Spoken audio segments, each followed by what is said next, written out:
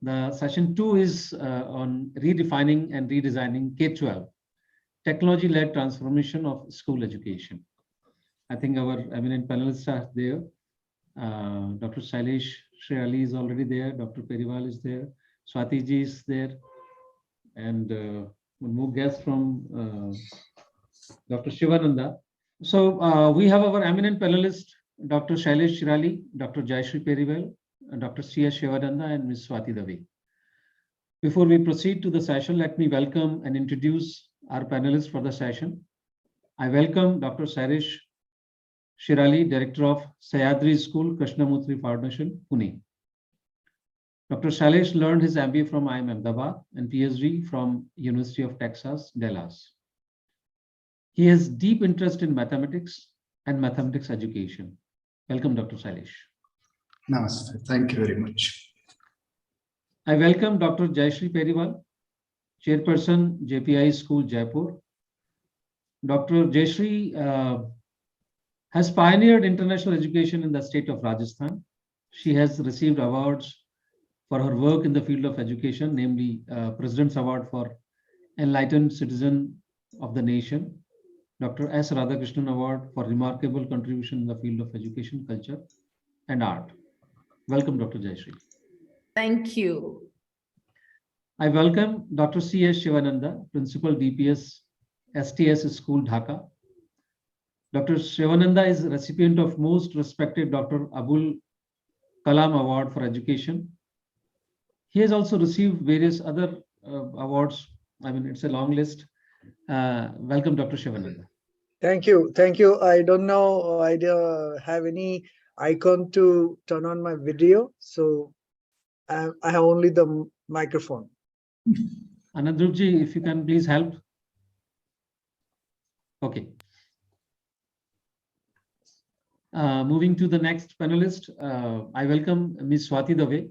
She's CEO of Institute for the Advancement of Vedic Mathematics. Ms. Swati is an education and project management consultant.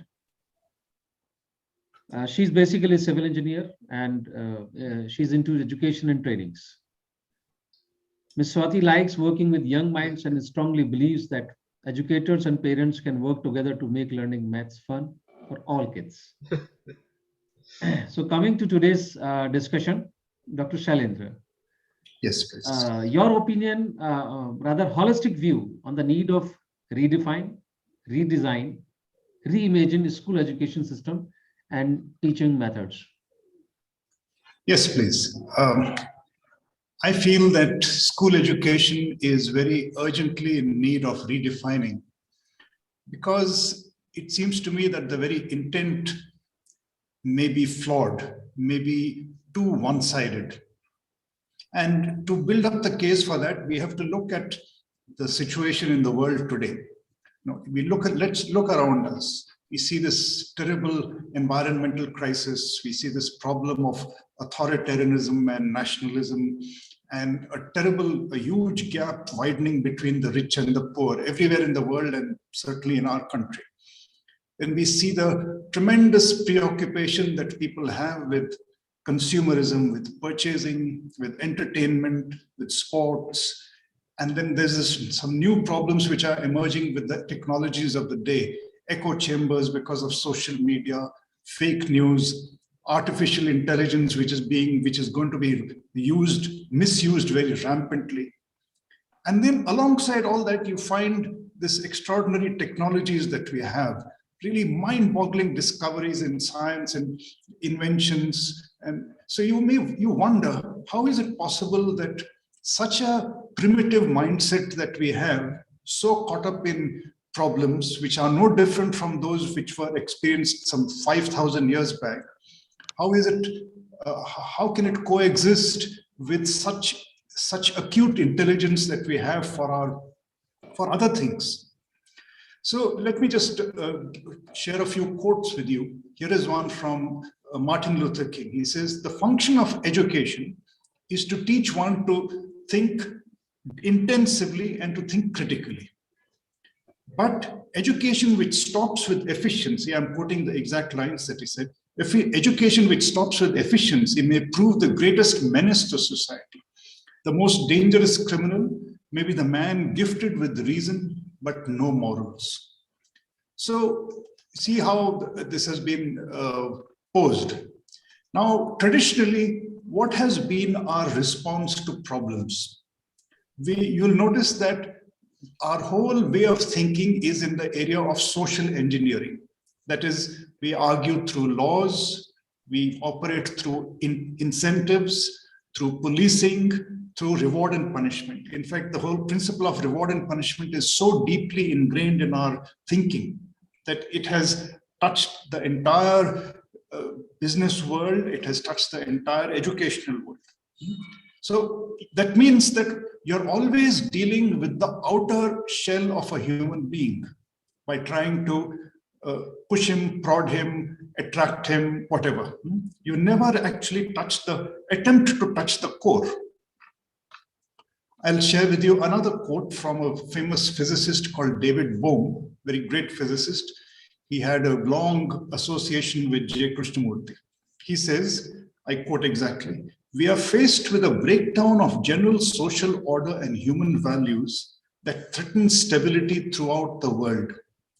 Existing knowledge cannot meet this challenge. Something much deeper is needed, a completely new approach. I am suggesting that the very means by which we try to solve our problems is the problem." Now, if you look at the traditional aims of education, what are they? They are in the area of knowledge, building up expertise, building up skills, all the things, reading, writing, reasoning, computing, public speaking, then social, cultural, and intellectual development, development of talent. And it all sums up to one thing: prepare for a professional career, prepare for professional life. Now, these look very simple and innocent. Why should we have any problem with development of talent and skills and so on? The problem is that we human beings are very complicated beings. We don't just stop at that, at skill development. We also have the urge to power. We have the urge to dominate. We have the urge to conquer and to possess things which belong to other people. We fall in love with our own skills and our own knowledge. And that fills us up, our whole sense of self. And we are also driven by the desire for security. And unfortunately, all these add up to a very terrible ending, which is devastation for man and nature. And that's what you see happening all around the world today. So now I come to Krishnamurti, and I will try to explain the foundation of the Krishnamurti schools, what he said about education and how it fits in with the title of this session when you say redesigning and reimagining education. He says, "The ignorant man is not the unlearned, but he who does not know himself. Understanding comes only through self-knowledge, which is the awareness of one's total psychological process. Thus, education in the true sense is the understanding of oneself." Continuing, "Conflict results from wrong relationship with people, things, and ideas. And unless we understand that relationship and alter it, acquiring skills can only lead to chaos and destruction." Let me just give a line of explanation for that. Conflict results from a wrong relationship with people, things, and ideas. With people, we have relationships of authority, of domination, of division, of labeling. Then our relationship with things, why we seem to give so much importance to property, importance to things which are not really important. And then excessive importance to ideas, to ideologies, instead of directly being related to life, being directly related to experience and people, we seem to be enveloped by ideas rather. So all this is example of wrong relationship. And since we give so much importance to it, and I'm afraid traditional education does that, it is going to lead to our building a society which is in some ways unreal, creating false gods, you can say. We give importance to things which are not important. And then what is the school supposed to be? So he says, yes, it is a place where you learn knowledge, but you need to also understand the relevance of knowledge and the non-relevance of knowledge. Where is knowledge important and where is knowledge unimportant? We need to learn the importance of relationship, which is not based on attachment. Traditionally, attachment is given high place in relationship. Attachment is mistaken for something deeper, but attachment, which is possessiveness, which is wanting to possess somebody. And also a school is a place where one learns to observe things around us, to be able to listen with care, to actually develop the ability to capacity to listen to another human being is a tremendous thing. We just think of listening as a biological thing, where I have ears, therefore I can listen. But listening in the sense of the true story, I want to hear actually what you're trying to tell me, which means I have to completely wipe out all biases from my mind, wipe out the image that I have in my mind. Unless I really give this real seriousness, I will misunderstand, and there is going to be a gap between human beings. And you see this huge problem that we have today, nationalism, communalism, where we only are happy looking at people in terms of labels. So how do you, given that this is the situation in the world, how are you going to bring all this into a classroom? First of all, it needs re-educating the educator himself. It's not enough. So education is not just about educating the child and teaching him mathematics or whatever subject it is. It's also the educator understanding himself and seeing that he doesn't pass on his own prejudices to children, seeing how he himself looks at children, what is he communicating to children. So you have to have classes which permit all these things. Now let me, do I have a few minutes more? Yeah. So for example, let's take the role of authority. Authority seems to be a very big factor in human relationships. Authority in the sense of control, in the sense of power. And in schools particularly, there is a definite authority relationship between the teacher and the student. And this, it inhibits the student from asking questions. And it has a much more insidious effect, which is there in our whole society. That not only do we have, on the one hand, it's like a mirror image. On the one hand, we have the desire to control and exert power and operate through relationship. But the other person begins to get dependent on authority and therefore loses his sense of initiative, loses his sense of thinking for himself, loses his sense of responsibility, because it's somebody else who decides, okay, I just do what I'm told. So we have created over the generations a culture in our country particularly where there is tremendous dependence on authority and a tremendous lack of desire to do something on one's own. Agreed, Dr. Without any dependence on authority. So we have to find a way of making inroads into this at the school level. And this has to be part of the intent of school education.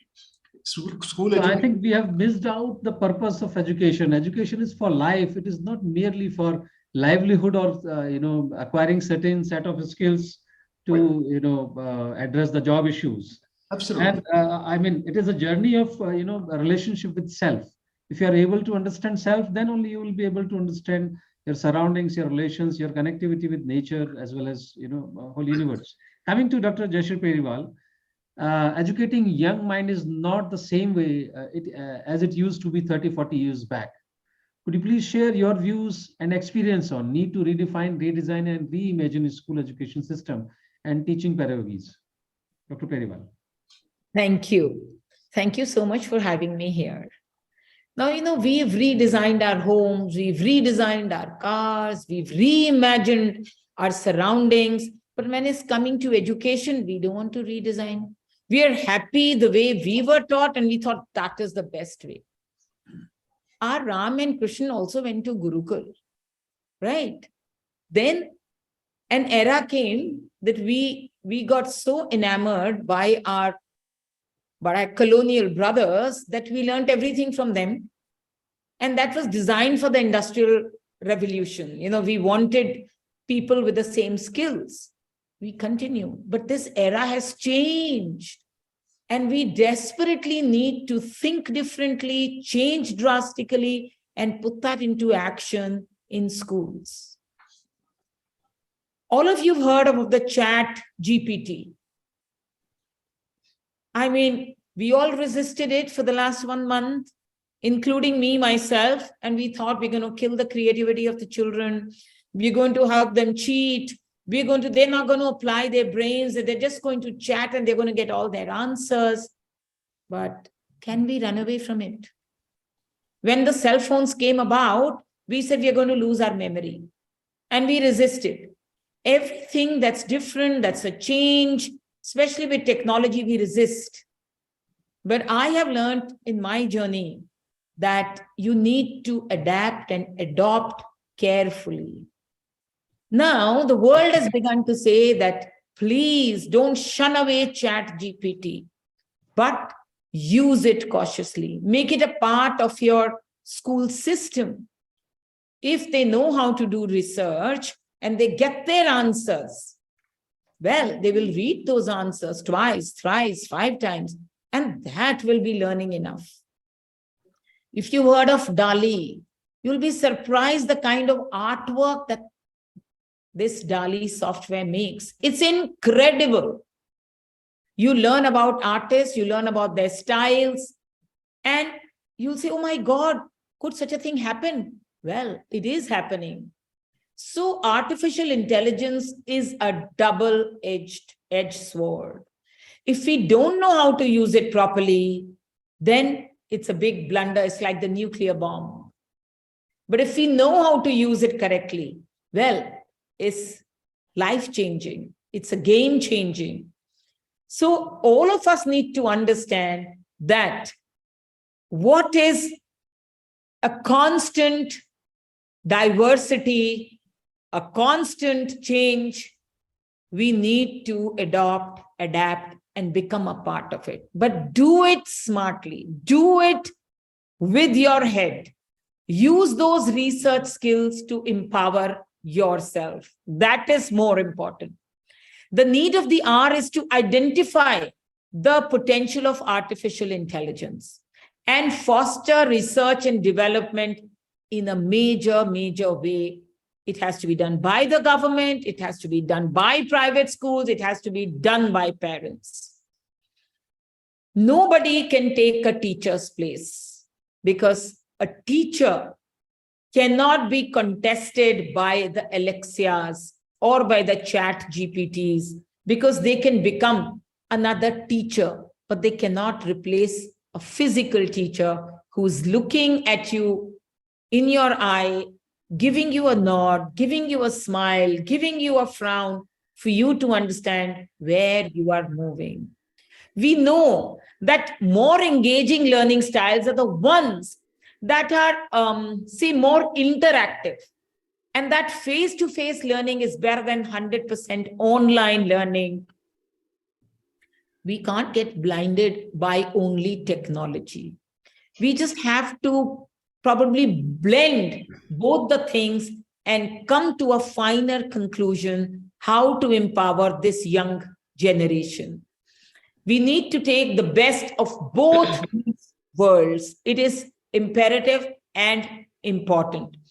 After having done 100% online during the pandemic that we all have seen, I think it's quite possible that we can now think about rebalancing the mix between face-to-face and online. Teachers will have to have started an innovative style of teaching, more experiments to be introduced, with this continuous online pedagogies as a result of all this. That's the exciting part of education, that we need to do better stuff. You know, when a child is born, we already tell the child, what is your religion? We don't even leave the child on an empty canvas. Let them read about various religions and then find which is more akin to them. Let them deliberate, let them reflect. But we as parents don't allow that. And if we move from the stereotype, then we are branded, oh, she's not a patriotic. We just heard about nationalism. Of course, I understand that we need to get over this colonial hangover and take pride in who we are, where we belong, our legacy, our culture. But at the same time, we also need an inclusive society. This world is becoming a global village. We need to respect one another. We need to congratulate, applaud, and learn best practices from various parts of the world. We want children to have an interaction amongst themselves with their teachers and with their parents. Let logic be more predominantly available to them, and respect them when they come to ask us questions or even counter questions. Let's not serve everything to them on a platter. We need children to think, to reimagine, and to evolve themselves for a better tomorrow. Any of us, if we think we're not going to be a part of this, the technology that is taking control of us, well, too sad. That is the future. The sooner we understand it, the sooner parents understand it, the sooner teachers understand it, probably we will not resist so much. I've seen in my own school, the teachers who are, say, above 50 and teachers who are above 30, they have various conflicting views about how to teach. Because every time that we have something new, there's going to be a conflict of ideas, which is very healthy. I totally appreciate this conflict, because we have to make each other understand each other's perspectives. And these are the new skills. Skills of education today is not alone becoming a professional. Today, education means, can I fight diabetes? Can I overcome obesity? Can I shun away people who mock at me for various things? Body shaming is becoming so big. Do I have courage? So courage is the new education today. What we need to instill in our children is to overcome challenges. Because every time there is a Ram, there is a Raman. We can't fight away the Ramans. They are going to exist. But do we have the courage that a Ravan does not disturb my life? It does not take away my peace. It does not take away my laughter. It does not take away my knowledge. It does not make me feel small. Nobody can belittle me. Those are the things that we need to teach our children. Are our children ready to take risks? Those are set of skills that I will appreciate that we as educators instill in our children. Because nothing is going to be tailor-made for any of us. We are all going to find things that are going to be challenging, that are not tuned to us. I don't think like somebody else. I think independently, but I'm ready to listen. Dr. Shailesh said something so beautiful, that are we teaching our children to listen carefully? Not just a way that because I have ears and I listen. No. Am I going to listen so that I can change myself, my opinion? Can somebody empower me? Can they give me different style? That is what education today means. It's not about history and geography and science. Can we look after our environment? Everything is going to be here at the click of a button. All knowledge is here already with us. But what is not with us is how to transfer our knowledge into our real life situation. Are we able to put that? मेरी दादी कहती थी, पढ़े लिखे लेकिन गुणे नहीं. So हमें पढ़ना भी है, हमें लिखना भी है, और हमें उनके गुण सीखने हैं. That is more important than just passing an exam. We are all going to pass exams. But can I pass the exam of life? Can I keep myself happy? Happiness is the new curriculum at Harvard now. They have a pre-designed curriculum for children so that they learn happiness. How do different people derive happiness in different ways? We need to learn that. We need to soak that. We need to imbibe that. These are our future for our children and for our teachers. I can go on, but I don't think it'll be fair. We have such eminent speakers here, and I'm waiting to listen to so many more of you. Just heard Professor Gokhale a while back, and it was so enlightening. So I'm so happy to be here, and we can all learn good practices from each other. Thank you, Professor Puneet Sharma. Thank you for having me here, and thank you, people, for listening.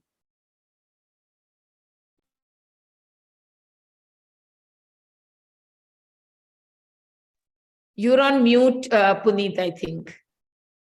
Thank you, Dr. Periwal. Well said that we cannot escape ourselves by the use of technology. Only cautious use, practice of cautious use is need to be adopted so that we can be benefited, and our students, they should not left behind. Moving to now Dr. Shivananda. I hope you're there. Is there? Okay. And you have been a catalyst in taking various schools to national and international level.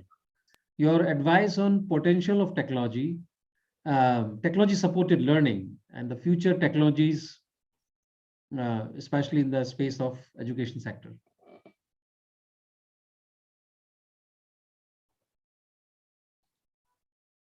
Yes, can you hear me now? Yeah, please. Yeah, thank you. There was some glitch, I guess. Yeah. It was so nice to hear both the speakers ahead of me and the previous panel discussion. I feel really odd one out. I am not so good at all this, but yes, I have been with students and teachers for the past 17 years and had a great opportunity to learn how these learnings work, and happen to meet such great speakers like you in the past.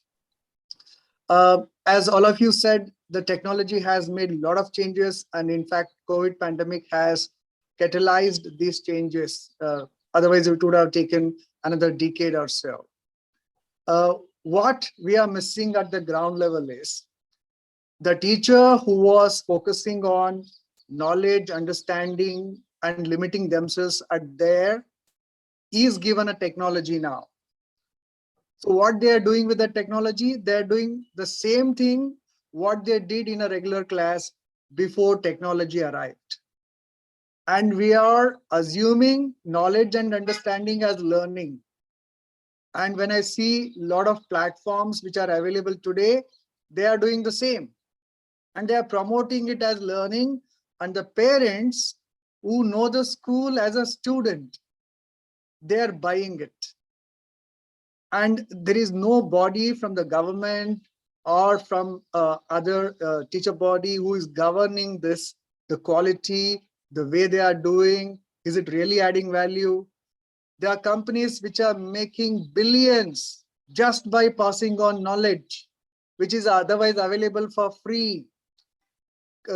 Platforms like Khan Academy, they are just sharing knowledge. They don't charge a penny. But there are other platforms for the same thing. They charge you lakhs and lakhs of rupees just through ads. Why are we not learning from this? When we take money from people, we should give value back. That is business. But when we give just knowledge and understanding, which is otherwise available for free, why do we need to pay for it? And the schools are buying it. And they are propagating this knowledge and understanding as learning. Just like when we have food, we get energy from it. It has several steps, that ingestion, digestion, absorption. The learning has similar steps. When you know something new, you have to discuss it. You should understand it. You should reflect it, revise it, and then you share it.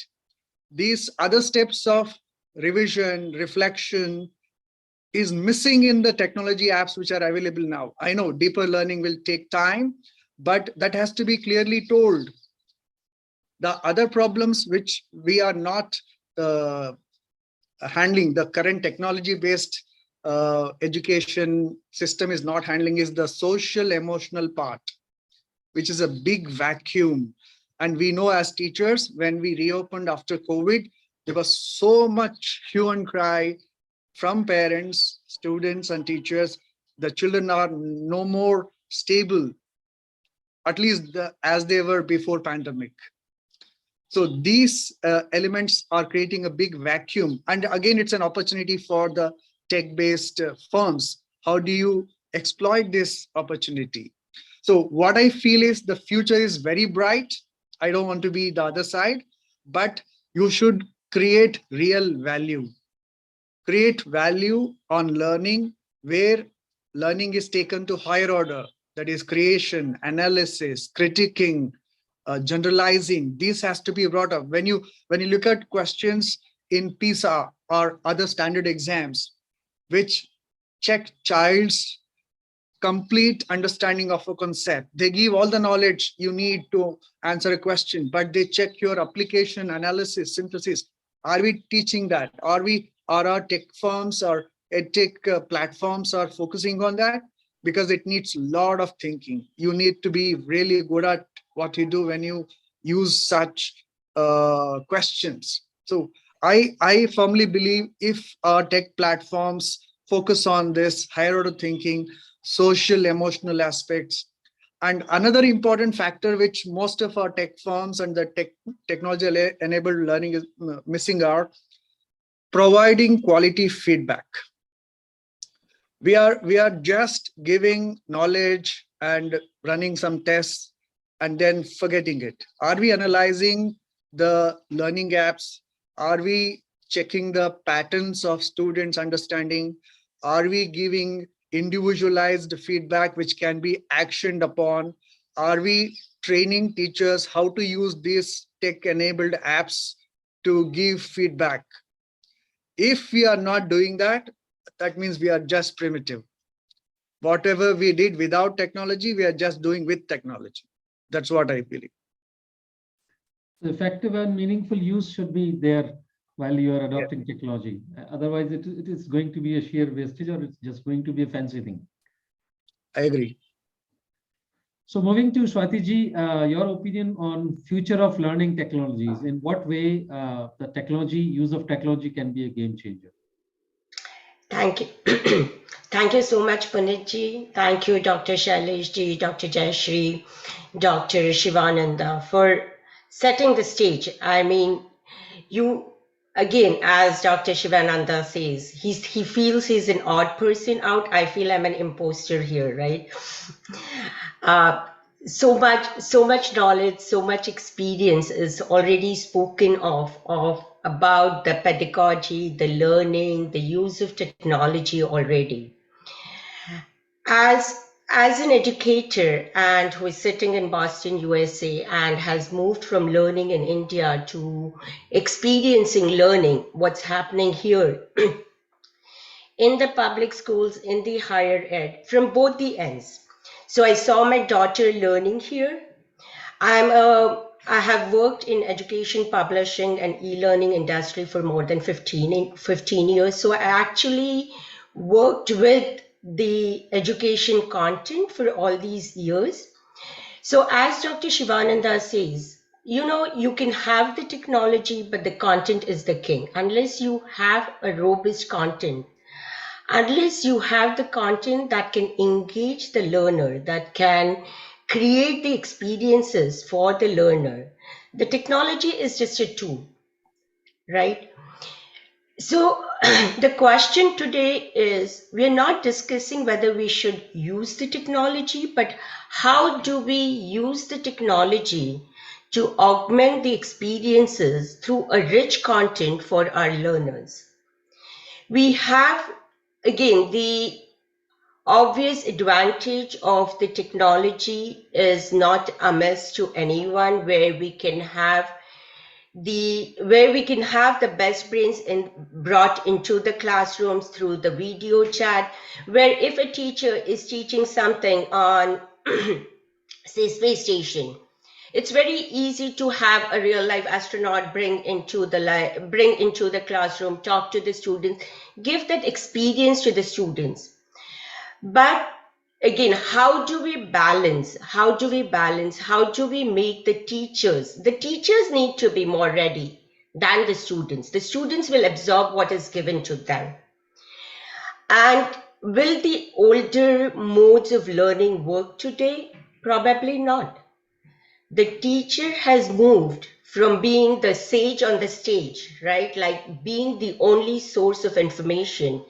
The teacher needs to take a little side role to being the guide on the side, because the teacher no longer is the only source of information today. When we were growing up, what my teacher said, I know this is right because my teacher said so, right? Today we have students questioning the teachers as to, no, I read it here that this is it. So there are different modes of information available to the students through the technology. And when we say technology, what are we talking about? We're talking about the learning management platforms. We're talking about the videos. We're talking about the podcast. Through this information is coming to the student. The need of the hour again is for all of us. We all jumped on the bandwagon during the pandemic. There was no choice.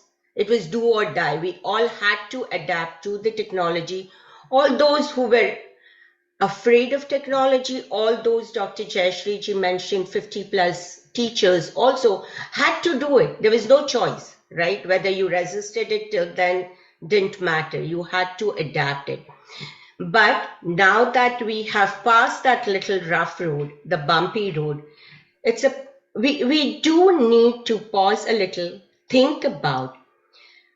Fortunately or unfortunately, this was a good case study example for us as to what worked with the technology and what still cannot be compensated by the technology, as Dr. Shivananda ji said, and Dr. Shailesh ji is focusing on is the social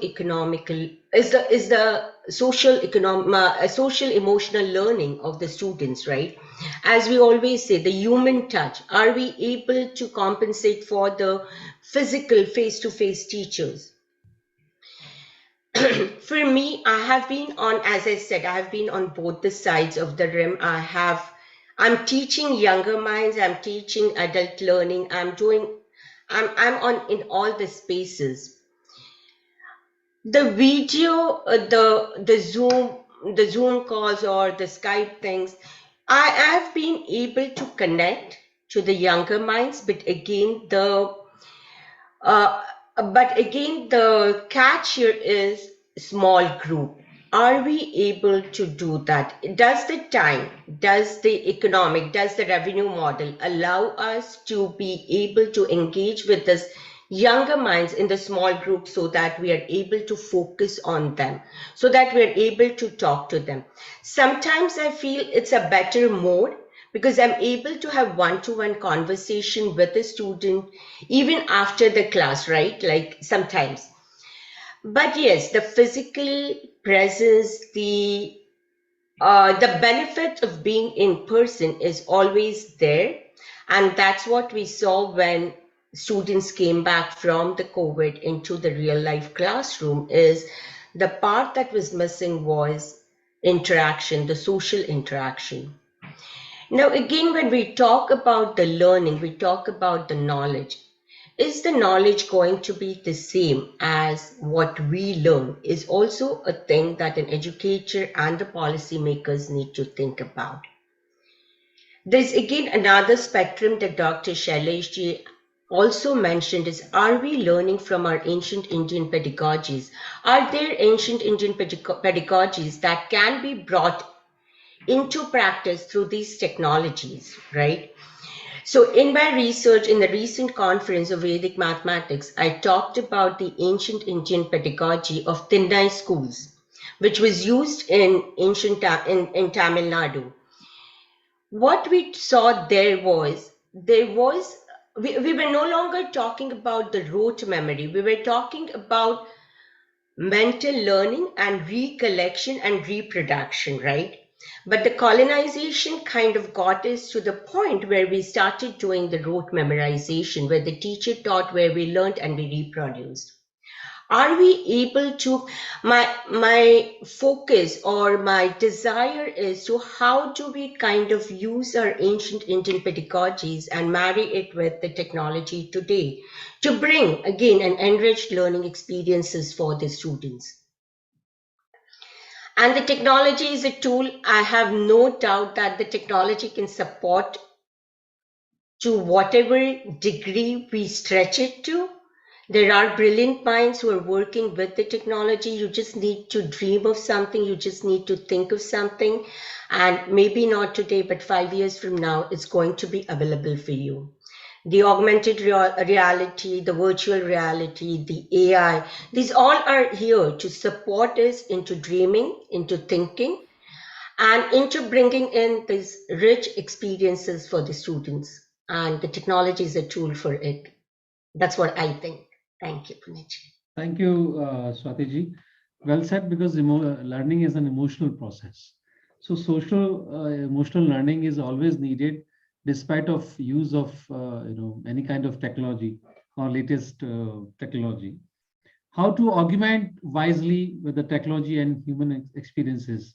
That is a challenge, that balance is required to be made. Otherwise, it will be a futile exercise. Purely human interaction or purely a machine interaction will not drive in the right direction. So now another big challenge is bridging equity to the learning through technology. Dr. Periwal, are you there? I think Jayshree ji is occupied. Okay. Dr. Shivananda, coming to you. Yes. You have worked both the places in India as well as in Bangladesh. You must have faced, such kind of problems where, reach of the technology is why, there is a gap of reach of the technology. How to bridge this equity? Yeah, see, we are talking about a reach of technology at multiple levels. There is no single answer. It is a comprehensive, it needs a comprehensive approach. If you take one region of a country, let us take Bangalore in South India. Bangalore alone has so much regional disparity within Bangalore. If you are teaching a school, which is an upper end school, a private school, where technology reach is almost 95 to 100%. In the same Bangalore, you go to another corporation funded school, technology reach could be just 25 to 30%. That means access to devices. Here, I mean just access to devices. Again, if you go to rural India, it could be much lesser than that, but now it is improved. In Bangladesh, again, the same scenario. the cities are well connected compared to the rural areas. This can be easily done with the government and the corporate partnerships. With so much of wide internet network already available, you just need one small device, and which is not very costly as it was in the past.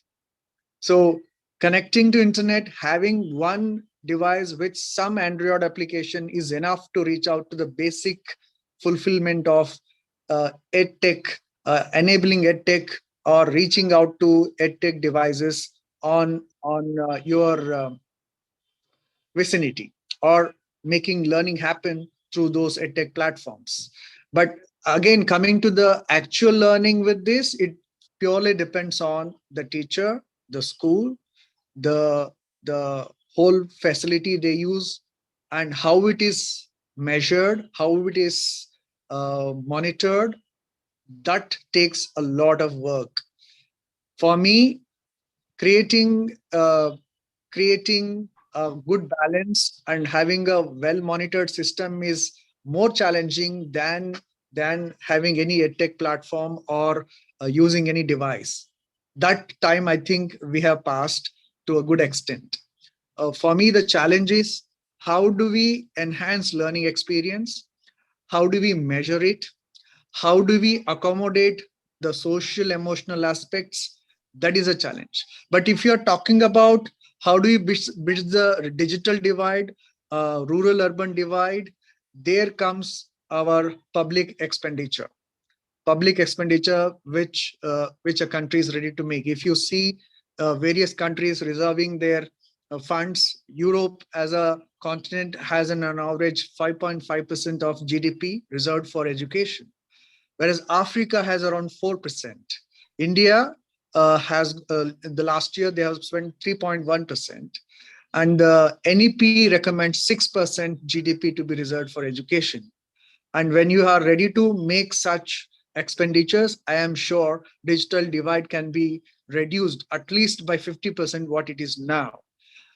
The private sector has a big role to play in terms of training, in terms of facing the cultural shift, which has improved compared to the 2020 situation, where people are open to learn. People have little or no myths about digital learning. We were facing the problem of parents saying that children cannot learn online, they will be misguided. That has reduced. The resistance has reduced now.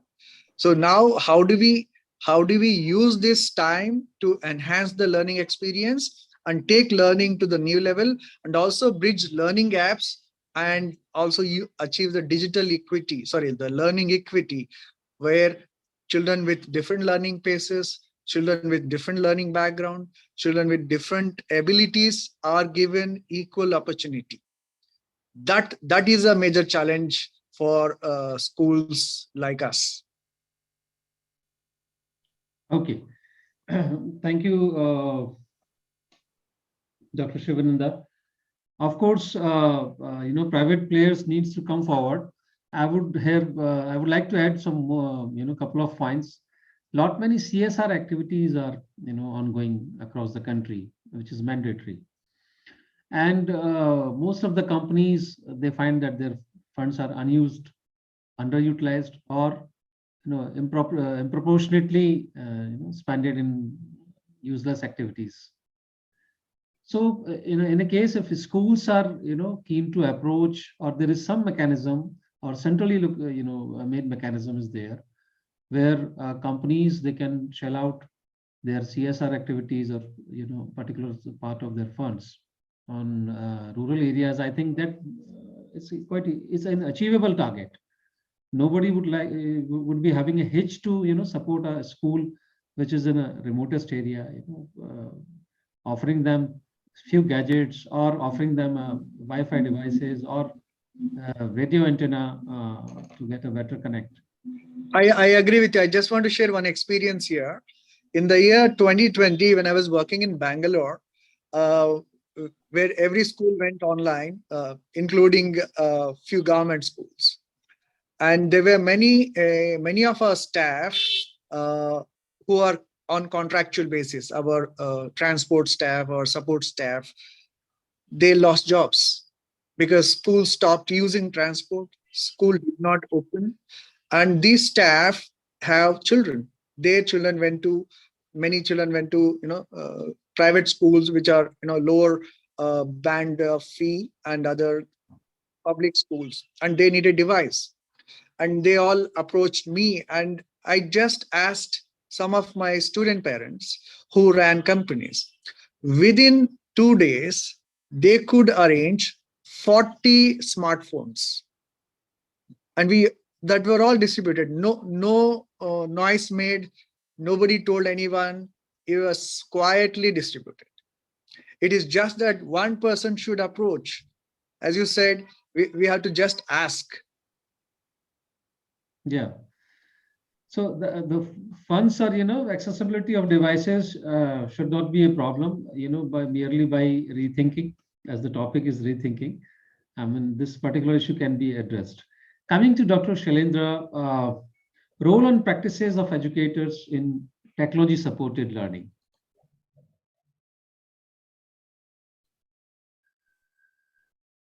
I think you're on mute, Dr. Shailendra. I'm so sorry. Okay. Yes, I think there is immense scope for making imaginative use of technology in teaching.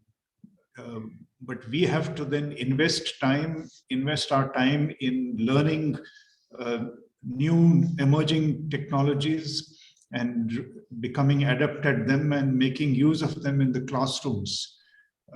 For example, for the teaching of mathematics, which my subject is mathematics, there are many things available today.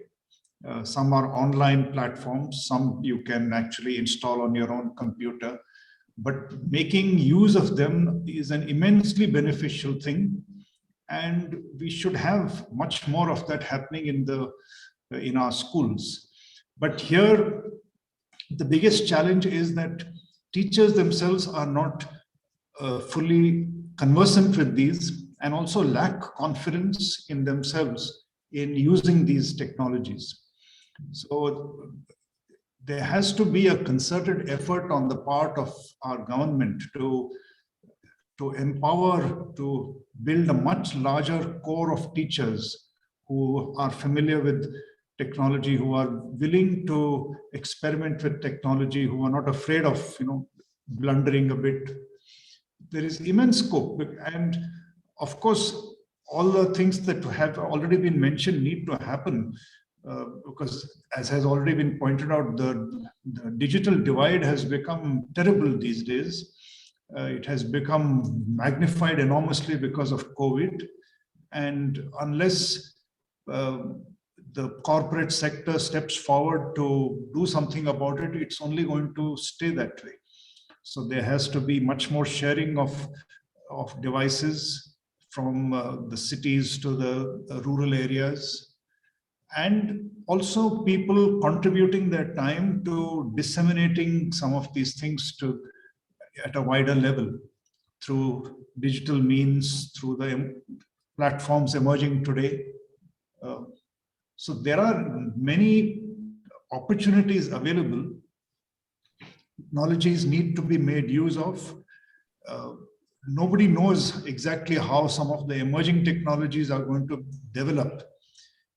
They are too new for anyone to be able to say anything with confidence, artificial intelligence and so on. We'll probably have to wait for a few years, or we'll just get overtaken by it on its own. But at least the technology, there are many technologies which are already there and which have the capacity to, which have the ability to help us. I can give examples of these in mathematics, in languages. There are so many apps available. But as I said, teachers need to be, the teacher education is an area where we have fallen short very markedly. So there has to be a much greater effort at educating teachers. If the NEP vision can be actualized, it would have a tremendous value. For example, if every college student is also required alongside doing his BA or BE or BTech, whatever, also training to be a teacher. Later on, he can make up his mind whether he wants to be a teacher or not, but he has that competence.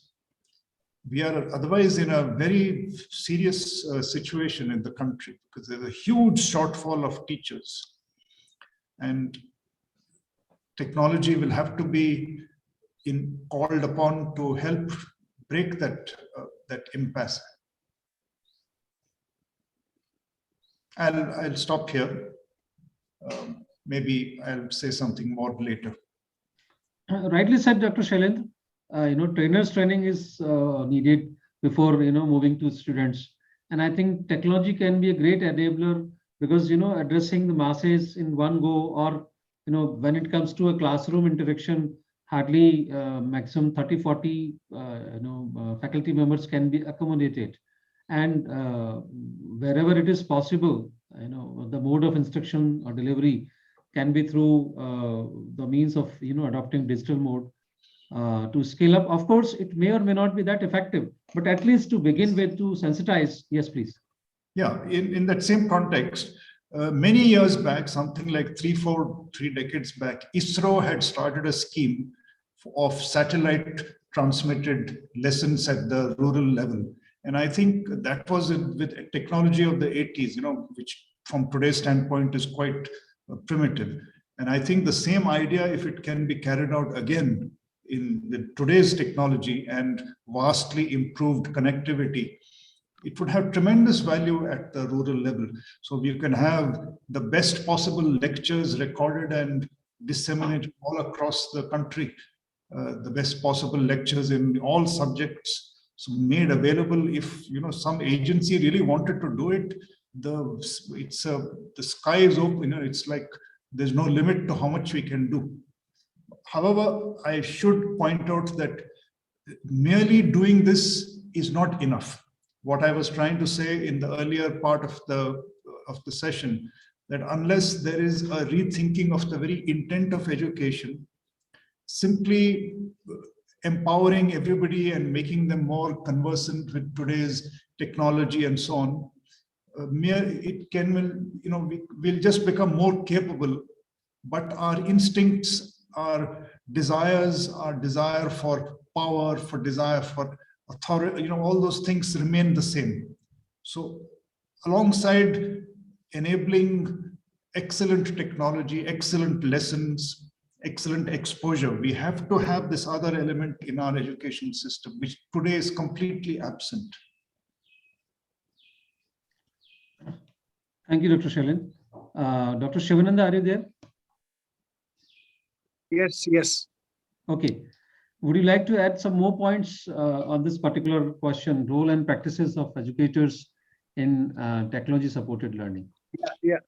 I think Dr. Shailendra has made very valuable comments.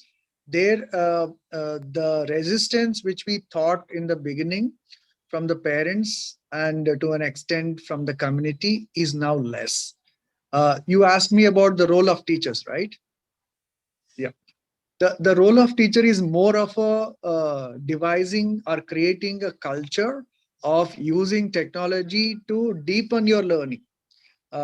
If I measure my students' learning outcomes with or without technology, I don't think there will be much of a difference. In fact, there was a survey conducted by OECD branch of education. Sorry, there was a call. Hello. Yeah, I think you are back, please. Yeah. So OECD education research, which was conducted, I think 2009, they found that when you teach a topic and students learn with or without this technology, then the results are same. There is no change added, or there is no value added by this technology. So what really matters, as Dr. Shailendra said, technology in the capable hands of a teacher will do the marvel. So we are, I think, as a community, thinking that technology will do a marvel. I think it will be a myth. Technology will do a marvel provided teacher is ready to do it. In case of higher education, yes, to an extent that is possible. But in case of school education, the K-12 field, it is all the teacher, and disseminating information, conducting tests, generating reports. Yes, that is well done by the technology. Another point I would like to make is why some teachers resist technology, because in many cases, it is adding more work to them than reducing it. In most of these platforms or learning management systems or any new thing coming, there's a lot of work for teacher, starting from uploading data, analyzing it, and overseeing it, supervising it. It is taking their time in the school and after school. So which is a factor I am also not favor of. We cannot take away a lot of teachers' time. The technology which improves the quality should also bring down the teacher time. In fact, that's the purpose of technology, right? It should reduce the human interference and improve the efficiency.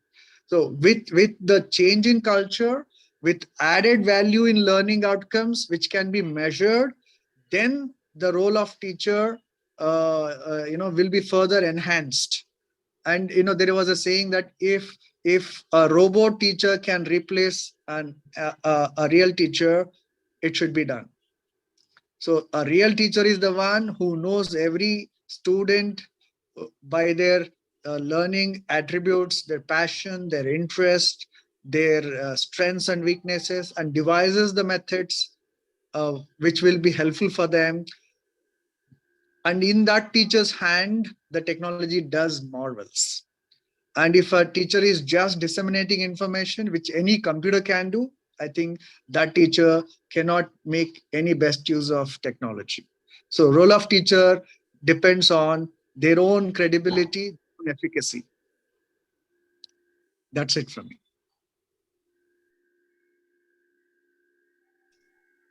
Thank you, Dr. Shivananda, for your valuable inputs. Now, coming to Swati ji, I have two questions basically, but since only 10 minutes are left. So first is budgeting and funding for the transition to digital learning. Second is protection of student data and privacy. So let's talk about the first one, the budgeting and funding. It's a huge upfront cost to bringing technology into the schools, into the complete district, into the state level teaching. We all agree that it's a huge initial upfront cost when we're talking about the budgeting and funding.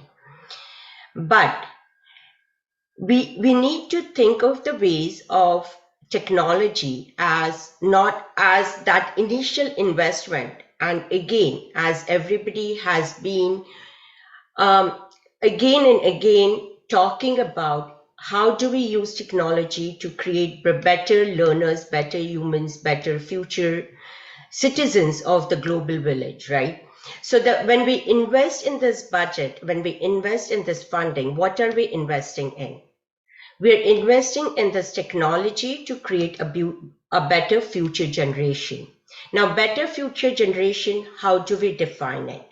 Is that the generation which is very adept in use of technology? Is that the generation that is very, very adept or very knowledgeable? Or are we creating, or are we using technology, which is the blend of both, using the technology to also impart the major emotional learning, the major social interactions, the non-authoritarian persons that Dr. Shailesh has been talking about? How do we create those empathic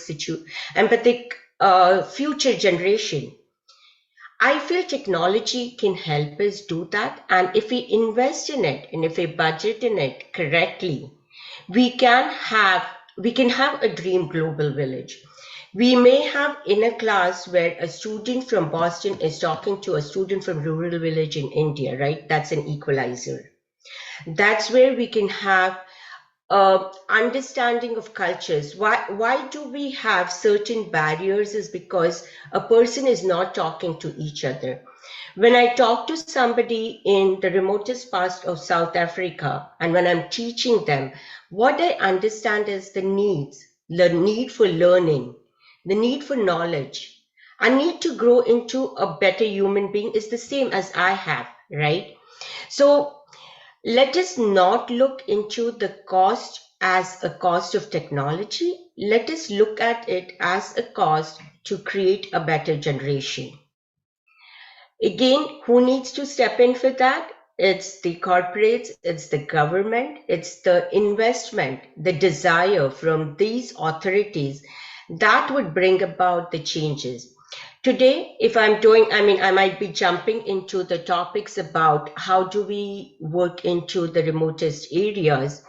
Today, if I'm working with, again, I'm giving an example about working in the remotest village in a place in South Africa, right? Now, the government, they do have internet connectivity, which is not very robust. The students have the devices because it's very easy to give the devices in the hands of the students. I go there, I feel very generous. I'll be like, okay, I'm giving 5 iPads to the students. Somebody else comes and gives it, right? Now that investment in the technology is done. How am I going to use that? The problem comes when that investment is not utilized correctly, right? You see those, I have heard from the organizers there that we have 50 tablets lying here. We don't know how to use it. We don't have people, we don't have the digital literacy in that place, which can make the best use of it. We don't have people right now. The second investment comes, first is the infrastructure, second is the investment in the teachers, in the educators, in the policymakers, right? As Dr. Shivananda correctly said, we need to create the digitally literate educators in the next. It's not enough to know your subject. It's not enough that I know my math. It's enough. I need to understand how to use the technology. I need to make the best use of technology to impart my math understanding, my math knowledge to my students using the different tools that are available, right? So budgeting and funding is the easier part, I feel, through the corporates and the government. It's how do we utilize that budgets and funding to get the desired results, which is not just imparting the knowledge, but creating those learning experiences and creating the citizens of the global village where everybody knows everybody is respectful to everyone. There's no the economic divide no longer is the barrier to get good education. Now coming to the student data privacy part. Okay, when we're talking about the student data privacy, there cannot be a privacy without having a good policy in place for data security, right? And that's the part which is often overlooked by the district, by the states, by the schools. They spend immense money in buying the apps. They buy immense money in buying the platforms, but seldom is it questioned about the security of the platform. The districts, the administrators need to focus on how do we protect this data of the most vulnerable population. Data is the new oil today, right? Data is in demand. We are collecting huge data of the students. Data in terms of every possible way is being collected through these educational apps. We have the demographical data, we have the behavioral data, we have their academic data, we have data of all kinds, their learning styles, we have everything, right? When it's as if I know that person very well when I get that usual data, but how do I protect that data? What do I do with this data? And why is schools, district interested in that data? The schools, the educators are interested in data as per why do they need it? They need to take a better action. If I know what my student is learning, how best they're learning, I need to have a policy or action in place where I'm able to revise my mode of learning, mode of teaching to that person so that they best absorb my teaching, right? Now, there are policies in place, there are government laws. As far as US is concerned, we have the federal laws of FERPA and COPA. But what I hear from the ground is those laws are also outdated and are not able to protect adequately when there is a data breach. But with this COVID, and now this has been in forefront for many policymakers in the US, and most of the states have taken the action to themselves and passed their own laws so that the data of again, as I keep on saying, the data of the most vulnerable population is today protected. In India, there is a data protection bill. What I read about the data protection bill is there is a little shortcomings in that bill, which need to be addressed. But what does a district administrator, or what does a school, or what does we need to do is, as a district administrators or as a policy makers, we need to understand what are the security measures that we have in place, right? What is going to be do my school have a playbook? How do I have something that I can hand over to the teacher and say, this is the private data which is not to be disclosed? What happens when there is a data breach? What is the remedial actions? There has to be a playbook, and there has to be a money spent on on the data security, which is often not accounted for when you are budgeting for the technology transformations in the school. Rightly said, data is the new oil, and security threats are there, and it is unguarded and unaddressed issue, and it is better to raise the alarm at an early stage rather than landing up in a situation where you cannot control or address this particular issue. Dr. Shailendra, are you there? Dr. Shailesh, sorry.